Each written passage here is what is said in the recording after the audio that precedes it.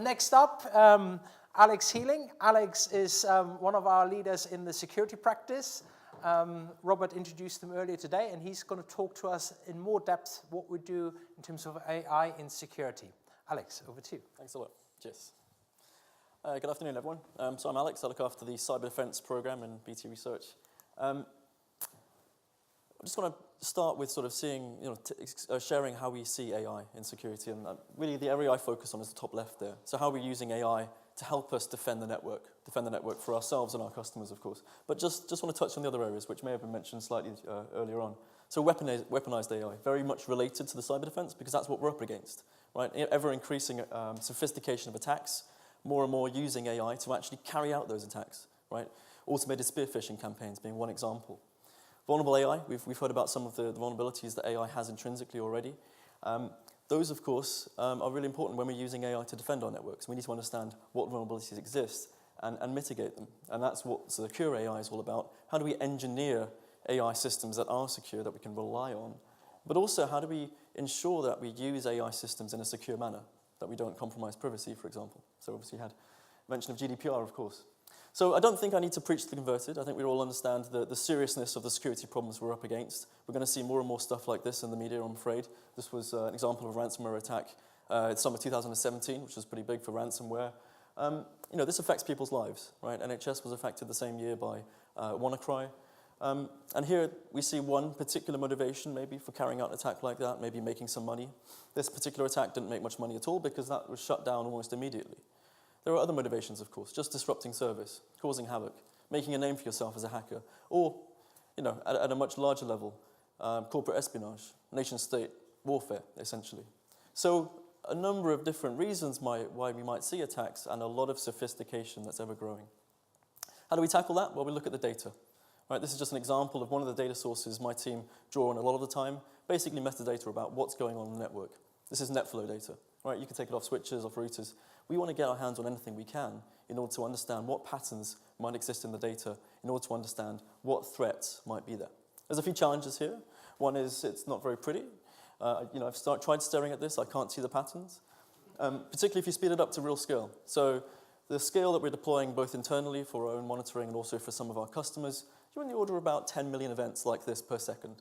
And some of the patterns you're interested in looking at may be over several months. Right, so an attack doesn't just take a few seconds, of course. A hacker might find a way in. They might exploit your network over several months, several years, even in some very sophisticated cases, before the attack takes place and the damage is done. And of course, we want to detect them before the damage is done. We want to understand those early warning signs. And we want to do that on attacks which we don't understand yet. We want to do that on attacks which haven't existed yet because no one's discovered them. So a few challenges there. Right? Of course, we can protect ourselves from the attacks we know about. We can create rules, we can create systems to classify traffic against those known attacks. But what I'm really going to concentrate on is those unknowns. How do we uncover those unknowns and encapsulate them in a way which we can protect ourselves from them?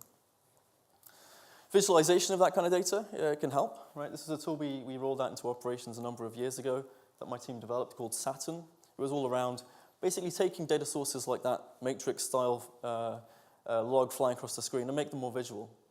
Allow a system to bring together lots of different sources of data, very high volume, but also diversity is another challenge in order to bring lots of different data together in order to join the dots.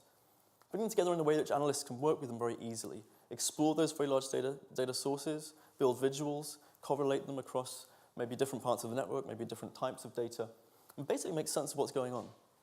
Build a picture of actually what's happening on the network and drill in to the areas of interest, the particular parts of that data which are most important for any incident, any particular piece of analysis that's being carried out. So BT takes security quite seriously. You're probably already aware, but we have 15 security operations centers globally, working 24/7.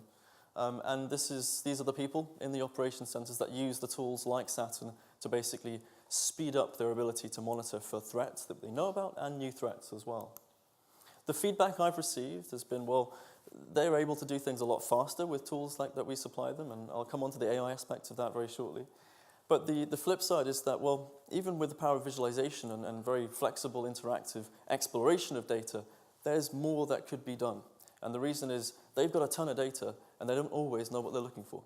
They need a system, they need AI to help them find and suggest where in the data should they focus their attention, because they cannot look at everything.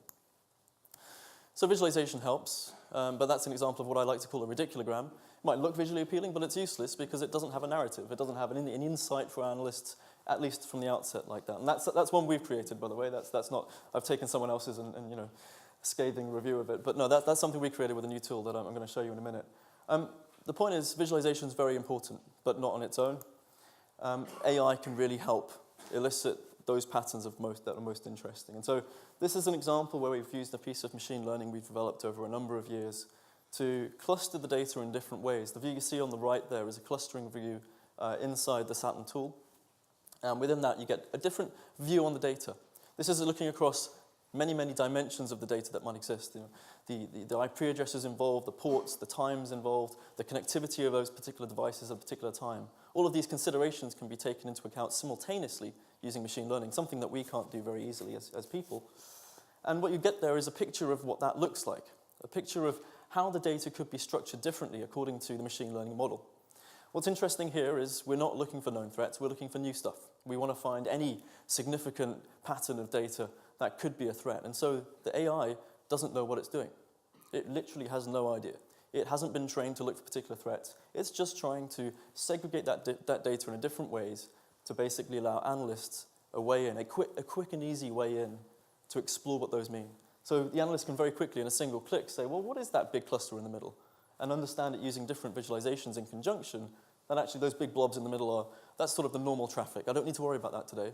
It's the stuff around the outside. And in a single click, in this case, they can jump to a particular attack, which we validated on the network. So AI is really useful, in particular machine learning, for this sort of stuff. But again, used with caution. I always say the caveat. It will come up with a result. But whether that result is a result that you understand, trust, makes sense, is useful, is another question. And so the way we employ this in security is very much in a cognizant manner. We need to understand what it is that it does. And we make sure it's useful. And we make sure that actually the analysts who use this sort of technology understand the limitations and understand and can interact with these systems to really get out the value that they need to. So is AI for security an automated thing? Well, maybe, right? Maybe AI can be used, and indeed it is already being used in a fully automated fashion for AI. But I think the majority of AI for cybersecurity and cyber defense is really this team game, right? It's how can we fuse the power of machines with humans better in the most useful manner, right? And visual analytics is a really key enabler, I think, for that. How can we essentially create as rich a communication mechanism as possible between human and machine? Visualization is one. We could think about sound and other mediums as well. Machines are really great at crunching through data, not very good at understanding the context. So getting that sort of result in front of people who can understand the context, understand the security domain very well, maybe understand the organization that applies to very well, stuff that's quite difficult to teach machines, but have the two work very well together. And what you get is this interactive visualization being that means of communication, AI explaining what it thinks, giving suggestions, but also the people who are using these systems, feeding back what they think, giving the context, maybe correcting things where they go wrong. So everything I've shown you so far, that's part of our overall cybersecurity platform. It's what we use as a company internally to protect ourselves, to bring a lot of different data together from different sources, both internal and external to the organization, into this big data lake, right? And Simon's already talked a lot about big data technology, really key enabler as well. We can run a lot of analytics at scale across this kind of infrastructure, but of course we need to think very carefully about how we expose that result, that data, to our people, because that's really the key thing. There's always people in the loop somewhere.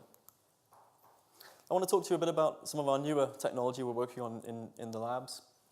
This is a tool we call Nexus. It's all about graph analytics. So basically modeling the relationships that exist in your data. It could be machines, IP addresses to IP address communication. It could be people in a social network. It really could be anything. All the tools we create are generic in nature. So here's an example of actually the same data we saw flying across the screen earlier, IP addresses, ports, basically telemetry about the network, and what that might look like when you put it into a graph like this. You have devices communicating with each other over time, and you can filter this and you can explore very large graphs using the tool. But this can only go so far. We've had to filter this data, sample this data quite heavily to get a view even this simple on the screen. So what we've done is gone a lot further. So this is an example where we've used deep learning. We've created a model looking across all of the devices on the network, in this case around 200,000 different devices. And we've modeled basically how those devices usually behave. So a lot of the time, machine learning is good for finding anomalies in the case of security. And here we've got a few anomalies we've highlighted. So out of those 5 hours of data around 200,000 devices, several billion events, we've got a few red things, right? And this is in the Nexus tool, which is essentially presenting the results of the machine learning process. So here actually this is an attack. This is the machines around the outside. They're all suddenly waking up and attacking the guy in the middle.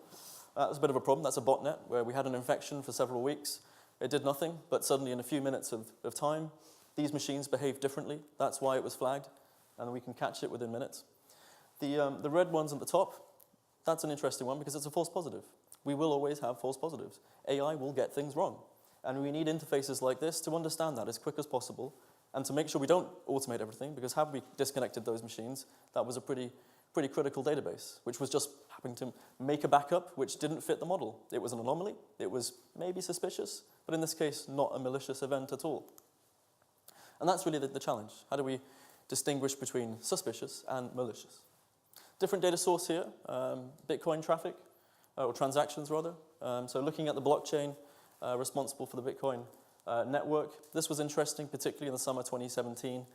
We were tracking WannaCry and NotPetya Live. So that towards the bottom right there, that's WannaCry. The 3 wallets on the Bitcoin network associated, or rather owned by the criminals behind WannaCry. We could see the people paying the ransom live. We could see also when the criminals took the money out. This is all public data, of course, but actually uncovering the patterns in it, you require a tool like this. So we started looking a bit more, further at the overall blockchain, and you can sort of start to pull out these motifs of networks, these particular types of relationship that actually signify a particular type of behavior. And we got thinking this could be quite useful for finding not just criminal behavior, but maybe, wider sort of types of interesting security events we might want to be looking for. Particularly interesting when we started being attacked about 6 months ago by a particular piece of software. So Bitcoin, still on blockchain. Obviously, ransomware is very big. They use cryptocurrencies a lot because of its anonymity. But also, if anyone's familiar with the dark web, you can go off and buy whatever you want, as long as you have money, right? And that money is usually cryptocurrency. In this case, we were being attacked by a piece of software being sold on the dark web, which was being used to hack, particularly financial institutions, but also BT, it just so happened. We discovered this. We saw the attack was taking place. Obviously, no damage done, but we wanted to shut it down. We wanted to understand more about it, in particular, protect our customers. So we started looking at that blockchain, that Bitcoin network again, and it's far larger than that radiculogram. 300 million transactions at the time. That's, of course, growing all the time. But we had an initial address. We knew somewhere on this mass of data that was interesting. This was the wallet associated with the online shop selling this software, which was malicious. And we wanted to find, well, is there anyone else selling the same software? And could we sort of work back the transactions and understand more? In this case, it doesn't always happen, I should say, but in this case, we were successful. So we found 3 other outlets of the same software using some machine learning, which was clustering all of those different transactions according to their behavior, again, across many different dimensions in the data. We uncovered 3 different online stores as well selling the same software, and also were able to track back, right back, using the transactional data to actually who originally developed the software. So essentially, people reselling the software paid the original developer. Very interesting, working with law enforcement there. I can't go into all the details, but a really nice success story that we picked up an award for late last year. I think Robert may have mentioned DGAs earlier. This is just another example where we're using machine learning currently to classify, in this case, DNS traffic. So essentially, if you're a malware developer and you want to deploy your infect machines across the world, you need a way for that piece of software to call back home, right? To beacon your command and control server so that you can do something with it. So you make the infections, but actually, people who are developing this software, they know that just having a static IP address to call back home isn't going to work, because as soon as people discover that, they'll block it. Similarly, if you could use DNS, having a list of DNS host names that you look up, again, that's not going to work, because as soon as someone discovers them, they'll block them. So what they do is they use DGAs, so domain generation algorithms, to come up with their own private scheme of generating domains in order to call back home to command and control. And that's just one example of the sort of sophistication we're looking at. What we're able to do is, of course, use machine learning to build classifiers, and we've got a number of different ways we or a number of different types of classifier depending on the flavor of malware. But essentially, we all know what normal domain names look like on the left. Believe it or not, there are lots of traffic on networks which look up domain names a bit like the ones towards the right. So these are fairly obviously, to us, not human-generated. I don't think Plenty Cub Plate Water Miss is a really catchy website that everyone needs to go to. And the other ones, of course, which are non-dictionary words, even more obscure. But for machine learning, this is a difficult task. Right? This is a difficult task to work out which ones of these domain name lookups are actually potentially or actually algorithmically generated. We've done a bit of work there. Recently patented some work on using deep learning embeddings in terms of looking for anomalies. So again, looking for behavioral shifts, maybe devices on the network, maybe people using the devices on the network, and how the behavior changes over time. In this case, essentially, this is the internals of the machine learning, right? This is what we usually don't show people. This is sort of looking at the blobs moving across the screen, and when you have a blob outside where it usually is, that's significant, maybe. And of course, the way we expose that to our analyst community will be very much through our visual analytics tooling. It's basically allowing them to compare what did happen with what's happening now and working out themselves if that is a significant event or not. Again, you show me what's suspicious machine learning, but I'll work out if it's malicious or not and what to do about it. So at a really high level, we've got a lot of data. We've got to do all that feature engineering, the stuff that comes with doing machine learning on the data, but it's really valuable. And we need to build a number of different ways of how we construct these models and get these systems to do it in an automated fashion as much as possible, but expose those results to people, because people, in this case, at least in our case, are the ones making the decisions most of the time. They're the ones who need to triage the results from machine learning, work out, well, what is most significant? What do I need to do now? What is my number one priority? And also, what have you got wrong? And how can I teach machine learning to do its job better in the future? So I'm going to leave you with this, but thanks very much.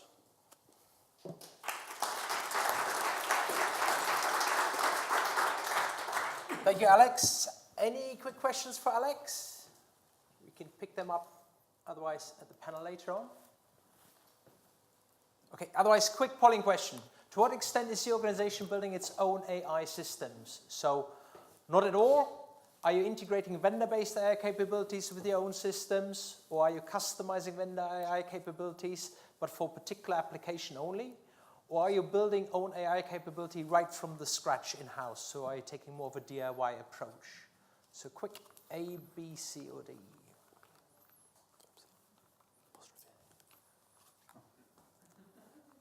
Okay. So mainly looking at, it's a close one between integrating vendor-based AI and building it from scratch, which clearly will be a big challenge also given the sort of skill gap, the talent gap, and educational gap that we typically see in this sort of space.